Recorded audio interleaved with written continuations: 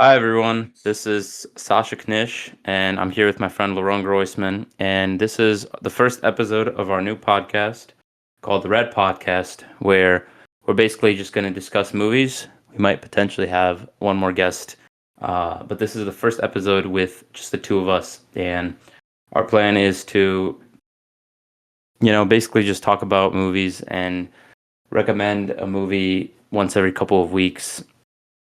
That way we can just discuss our thoughts about it in a place where we normally can't, you know, talk about movies in a very simple capacity. But this is like a good way for us to just discuss movies and find a specific movie to talk about.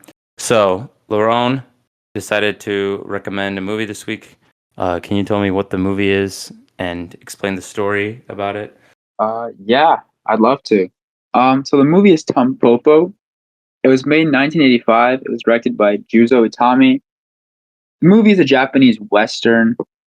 Um, it follows Tampopo, which is also the name of the movie. That's also the protagonist. She's a widow trying to improve her failing ramen shop. With the help from Guru, a truck driver, and a team of quirky food lovers, she trains to master the art of ramen and just how to run a shop. So the main story, it's mixed with funny and sensual side scenes with that show how food is connected with love and culture, and it's a film filled with passion and learning how food shapes our lives. Yeah. So I was honestly kind of I was a little surprised when watching the movie because I guess I kind of expected it to be different. Like I don't know, it felt like it wasn't taking itself that seriously, which I did not. I kind of expected. Like I knew it was not going to be a very like dramatic movie, but I thought it would be a little bit more like I don't know how to even describe it. Like a little bit more epic, maybe. But it's like pretty simple story and characters, and it kind of has like I wouldn't say it's very like I wouldn't say I personally found it that funny, but I could definitely see how some people would find it funny. It's like more of a comedic kind of story. So like the one Who are thing I your kind of favorite? remember, Who are your favorite characters, Sasha? I liked I liked the actual like the man who taught like the what's her name? Who Tampopo. taught Tampopo herself? Yeah, because I don't know, Yeah, like his character was like the most memorable to me. yeah. Totally. It's kind of like the Godfather of ramen, you know. Yeah, yeah, exactly. So yeah, I liked the movie. I don't know if I'd say I loved it. I did enjoy it though. I mean, maybe because it was like, it kind of depends on like when and I watched it and stuff. But this one I watched like pretty late at night. Well, it wasn't that late. It was like 10. I kind of felt drowsy though while watching it. So I feel like it's one where I could definitely get more from rewatching it. But I I honestly did like what? go ahead. I was surprised by like just like I guess I didn't expect the movie to be the way it was because I expected it to be a little bit more of a dramatic experience, but it's actually just a very simple movie. But why'd you decide to recommend that movie out of everything? Um, so I thought it was just a funny one to start with. I thought it was very cool that it was like a Western slash Japanese style movie. That's a relatively unseen genre, at least for me. Yeah, And that's true. I I thought it didn't. was such an easy thing to like. I mean, it was just like a funny thing to do, a movie about ramen. But there were just so many elements that I enjoyed of this movie. And I mean, in short, this is just something that I love. Yeah. What do you think of like the random scenes where it's like they're not exactly connected to the story that much? I mean, they are in the end, but like the scene where it's like um the scene where they're at the restaurant and like they're trying to teach like girls how to like eat food properly like for in Japan um or something like no if they were moving to the US this is how they're supposed to eat, and then they started like showing off these guys who were like slurping the food a ton, and then just the scene before that I remember where uh it's like six guys all getting food, and all the old men are like getting the same exact order. It's like they're all ordering wine and the same exact meal, and then this one young guy is ordering like I forgot what it was, but it was like a completely different thing than any of them. And They I all look remember he so was like, surprised. Remember, "What?" all the other people looked so surprised when they saw him order something else. They were like Yeah, such a yeah. funny reaction. But like, it has almost like nothing to do with. I mean, I think they come back in the end, but it has almost nothing to do with the main plot of the movie um about Tampopo herself. So I'm just like kind of interested on like why they decided to add it. What's like the main reason? Because I thought it was like maybe it's because like of the whole connection with food, like the theme of food and sort of like um sort of like the fact that food kind of could motivate people in different ways. I don't know exactly though. I just kind of wasn't sure what the main goal of the thing was. Like the main goal of those scenes were. But I did like them. It's just like what was the purpose of including them? Like cuz they took like 15, 20 minutes. I don't See, remember yeah, how long the I movie was.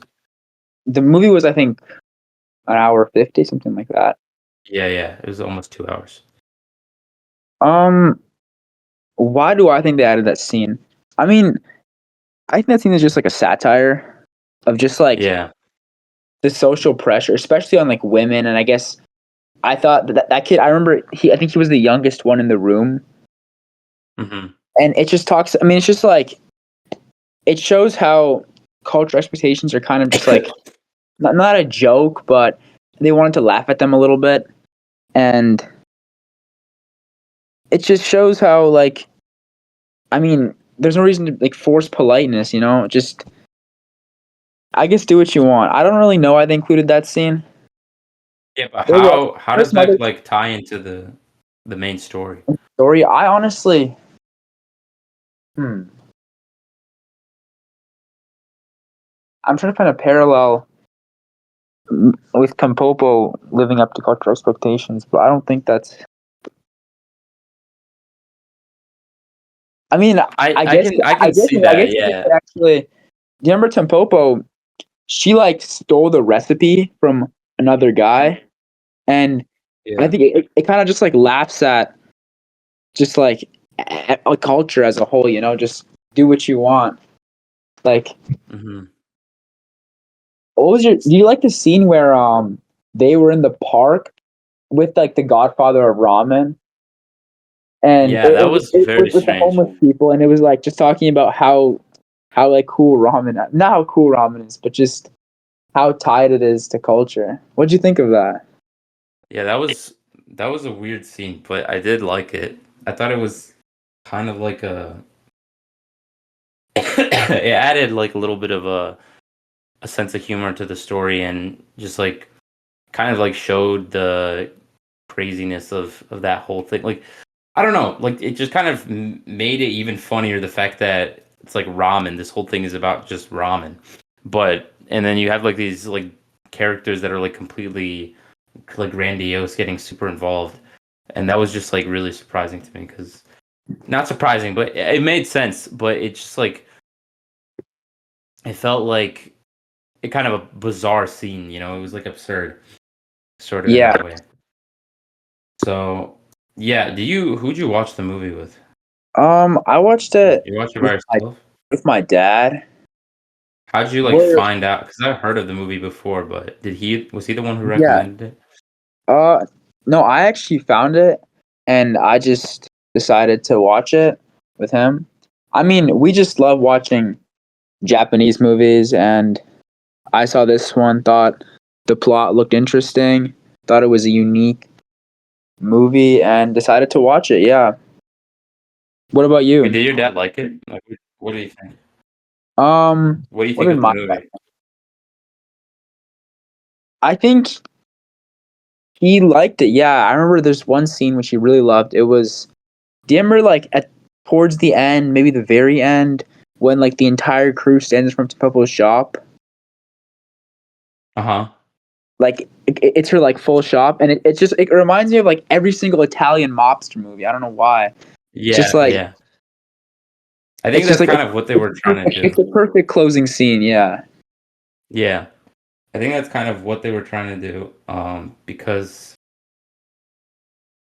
it's like the whole movie is kind of like a satire on the. It's like the way it does it is like just takes like a little concept that seems like it's not a big deal at all, but it kind of shows how it just turns into like a big deal over like just like absolutely nothing. I mean, like not absolutely nothing. Obviously, it's an important aspect, but it's something you wouldn't like expect like this sort of epic story to like come to. That's what I thought was interesting. Yeah, I'm totally with you. Who'd you watch it with? I watched. Well, my sister and my brother were there when I watched it for a little bit, but they did leave pretty early. They went to sleep, so I finished the movie by myself. I'd say I watched like maybe like 20, 30 minutes with them, and then the rest was by myself. Mm. But I'm not sure. I think they kind of had like a similar kind of like surprise about the movie because like just not expecting it to be that loose and like that unserious. Um, but yeah, I did. What else did I have to think about the movie? Because there's like there's a lot to appreciate about it, but overall, like I would say I enjoyed it quite a bit. Yeah. Okay, Do you have anything else? going back to what you said earlier about Mm-hmm. like the scene you're talking about with the men eating and the girls being taught Japanese etiquette. Yeah, So yeah, I do think it's connected to Tampopo, and here's why. I think both scenes kind of explore how like food is just like it's kind of like personal expression and just culture in general. And I think yeah. kind of like I said this earlier maybe, but just like it shows how like social pressure is just like a satire almost. Like Mm-hmm. Tampopo faced like so much pressure to follow like the ramen rules. You know, you have to abide some sort of like moral, I mean, some sort of code about ramen. But in reality, it's just like do what you like, and I mean, do what is unique. That's what makes you stand out. Yeah, And right. we see how she like employed different aspects of different people's ramen. Remember, like she went to Mm-hmm. different shops and like took their most appreciated part of their ramen, and yeah, Yeah. Uh, yeah, I can definitely see that like aspect too. I mean, it's a pretty positive movie, I'd say. Like, there's not that much I can say about it that's like, there's not many scenes that feel very, um, like overly dramatic or depressing. So like I think overall it's like it's a very lighthearted movie, but it still manages to kind of say something about the movie industry. I mean, sorry, the ramen industry and like um the culture of it all, and it definitely has like that. It has a connection without still taking itself really seriously at all, and I enjoyed that aspect. It made the movie pretty fun to watch. do The you fact know that it's like this it's saying director? some stuff. What? No, I've never heard of him before. I think I looked into him a little bit after watching the movie. I saw his other movies; they're all so similar, like as a style. You like saw the movies themselves, or you just like No, I looked didn't. into them? I read the just I guess a summary of all the movies, Uh and huh. they looked fairly similar to Popo in terms of Like style. in what way? What was similar about them? Just being a joke, being a satire. Yeah. Yeah, that's also something that I did not. I haven't like I've seen some Japanese movies, not that much, but from the ones I've seen, it's very different because of the comedic. First of all, the Western thing, but that actually I can see because the thing is, a lot of American Westerns and Italian Westerns too are very like influenced by the Japanese samurai movies. Like obviously they're Eastern movies and Yeah, those are Western, but they're like very similar style. But so that aspect I can kind of see, but the Japanese like comedic thing. Like a lot of the best Japanese movies I think I've seen aren't really meant to be super um like satirical. It's like something I haven't seen before. I'm sure it exists. Like I'm sure every country has comedies, but that's like the first one I've seen or really heard of that was meant to be more of a like not a very it's not an action or a drama. It's more so like a just a fun little movie. So Do you remember the egg yolk scene? what was that?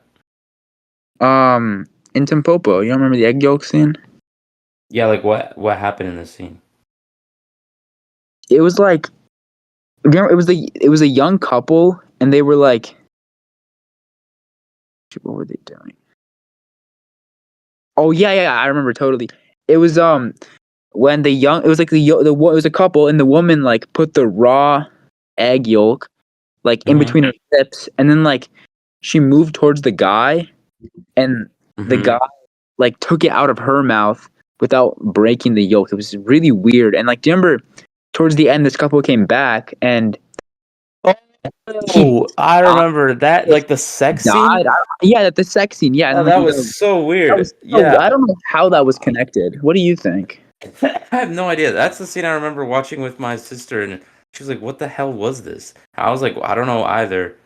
I think again, it kind of like the common theme about like food connecting people, or like how it just like it's like an odyssey about food and like how food is important to different people, like in different ways. That's like I think the major connection. That's what I noticed.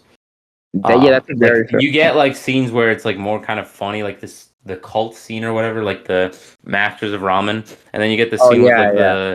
the couple having sex, which is like just like juxtaposition of those like how all of that kind of connects to the one idea of food, which is kind of a bizarre thing, but it's pretty funny. That's kind of what makes the movie memorable, I think, is that sort of I think connection. it was by far the boldest scene in the movie. I mean, Yeah, it was kind of it weird. was Like so I weird.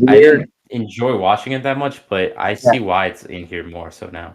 Like after talking about it, I kind of understand why it's on there. Yeah. But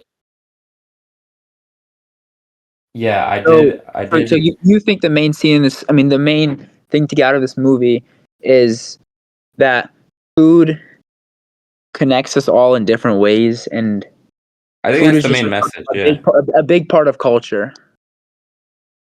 Yeah, I think that's the main message of the story, like the how it kind of the way like the different ways that food can like tie people together in like ways you wouldn't expect or how it's like important to people in ways you wouldn't expect. That's like the main message of the movie, How do you I think? think.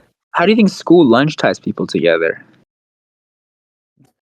I mean, it's just like there's definitely like opportunities. They could have added that too in a movie where like they have the like characters in school lunch like discussing it and just like eating that crap.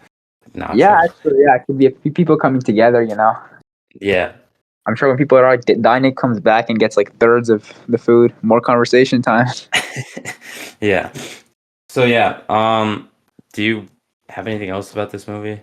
No, I just think it was a very well made Japanese movie, and Yeah.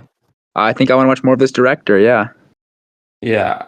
So what's your score for the movie? Mm,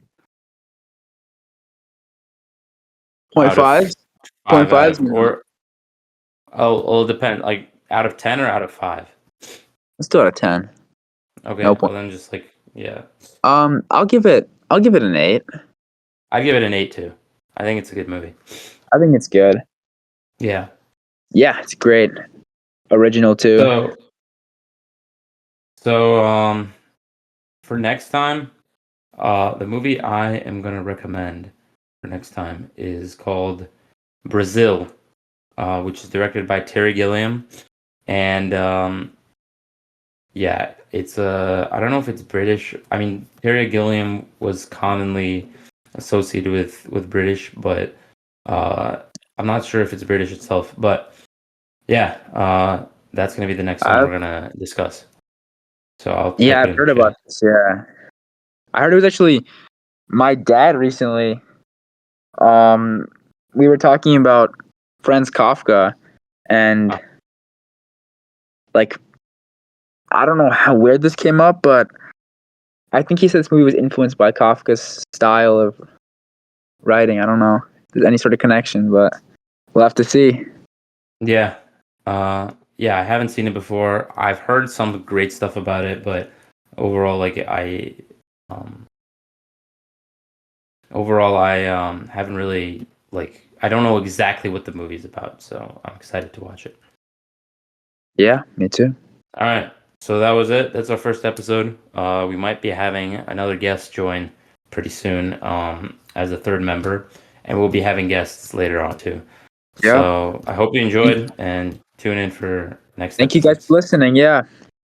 Yeah. All right.